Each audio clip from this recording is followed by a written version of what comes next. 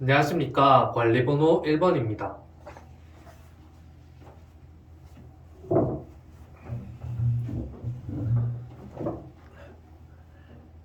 답변 시작하도록 하겠습니다. 구상형 1번 문제 답변 드리겠습니다. 청소년기에 스마트폰 사용이 증가되고 있으면서 청소년 스마트폰 중독 사용자 수도 점점 늘어나고 있다는 보고가 발표되었습니다. 제시문의 민수 또한 스마트폰을 과도하게 사용하면서 여러 학업 문제와 생활의 문제점이 발견되고 있습니다.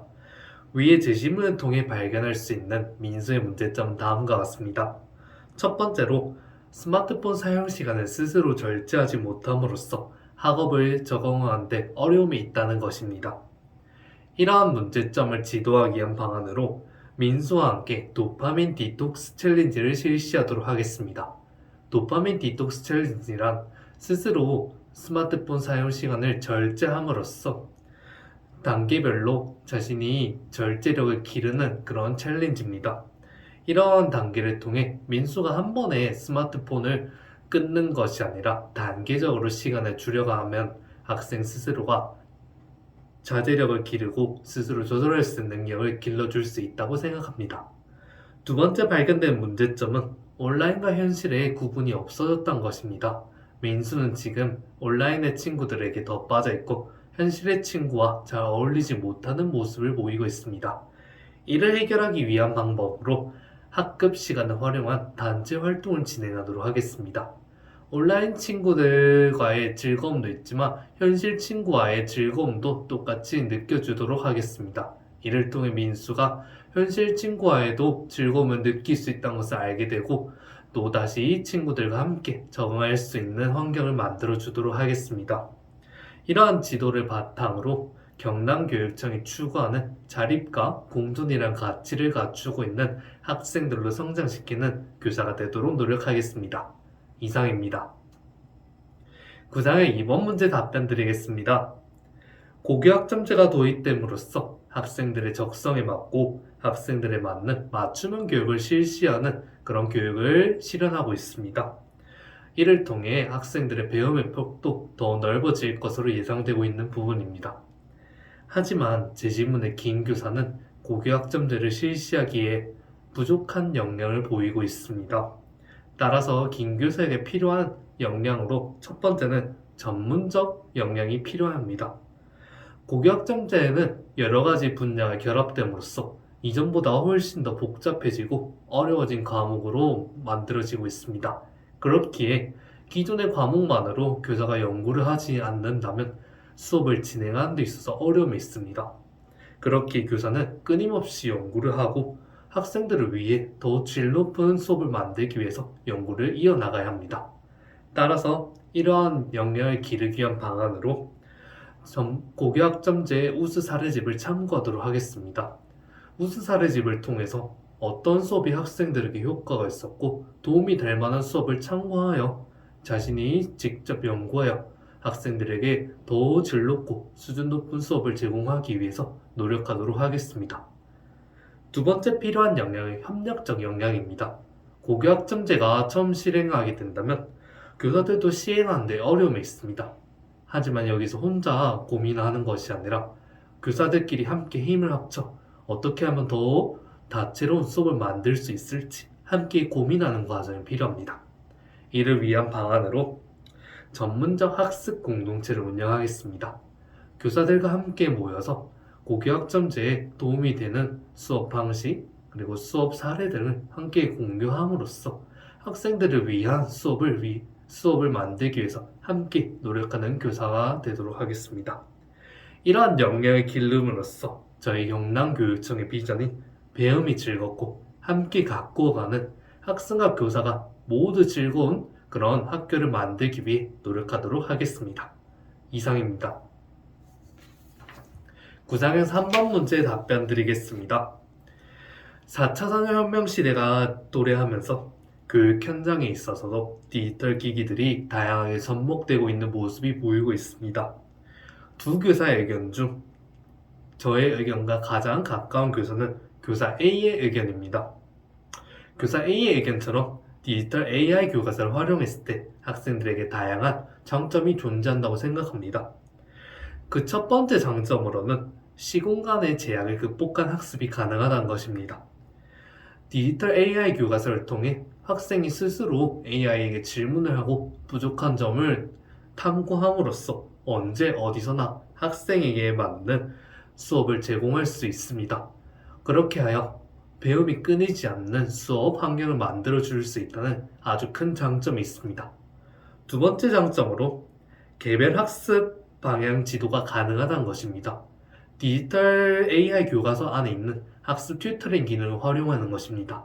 학습 튜터링 기능을 통해 AI가 학생의 학습을 분석함으로써 학생에게 적합한 학습 방향을 지도하는 것입니다. 이를 통해 자신에게 맞는 학습 방향을 지도함으로써 더욱더 성장할 수 있는 우리 아이들을 만들어줄 수 있다 생각합니다. 물론 AI 교과서를 활용하는데 조심해야 할 유의점이 있습니다. 첫 번째로 AI는 아직 개발 단계이기 때문에 오류의 가능성이 존재한다는 것입니다. 따라서 학생은 아직 미성숙한 존재이기 때문에 스스로 잘못된 정보를 분석하는 능력이 부족하다 생각합니다. 따라서 교사는 수업 중에 디지털 리터러시 교육을 통해 어떤 정보가 진짜고 가짜 정보인지 구분할 수 있는 능력을 키워줄 수 있도록 노력해야 합니다. 두 번째로 학생들 간의 기기 활용 능력의 차이가 있다는 점입니다. 학생들 간의 기기 차이로 인해서 배움의 차이가 발생하게 될 거고 학생들 간의 수준 격차가 더 벌어질 수 있다는 점이 있습니다. 따라서 사전에 디지털 기기를 활용할 수 있는 교육을 제공하는 것이 필요합니다.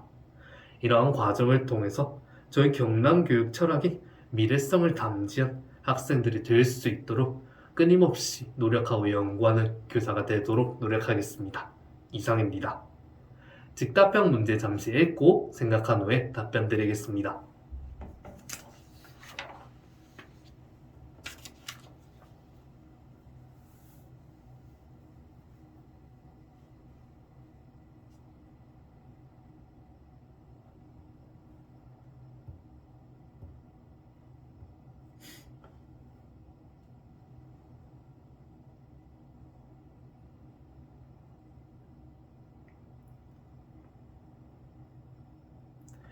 즉답형 문제에 답변 드리겠습니다.